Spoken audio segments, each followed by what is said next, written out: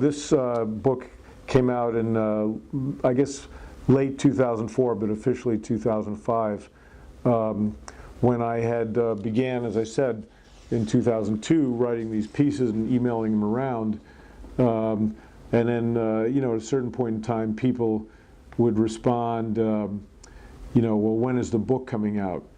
After, they've been getting a number of these pieces. So I put together, well, I guess you call it a dummy book, where I put like 100 or so of these pieces into a binder,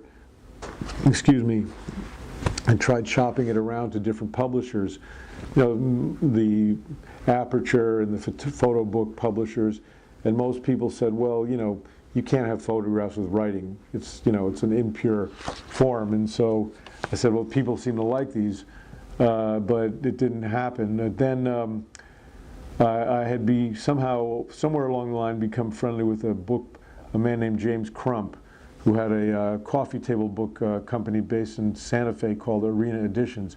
It's all these beautiful high-end, Taschen-style books, but with people like Peter Beard and Herb Ritz, and a lot of kind of big-name things. And then he ended up folding that company, and he kind of disappeared for like a year. Then he resurfaced in New York in the fall of 2004, and I was in New York, and I met up with him, and I showed him my binder, and it really struck a chord with him.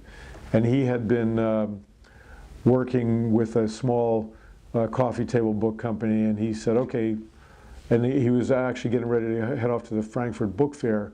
And at that time, I hadn't been calling it Kindsight. I had been calling it something else. I had called it was a working title. I called it Transmission, because it was about the transmission of spirit.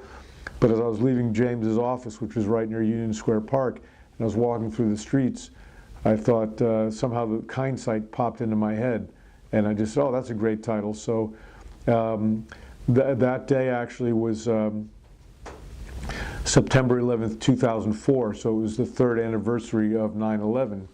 And there was a group of people who were on a peace march from Boston, originating, going down to Washington, D.C., and they happened to be in New York.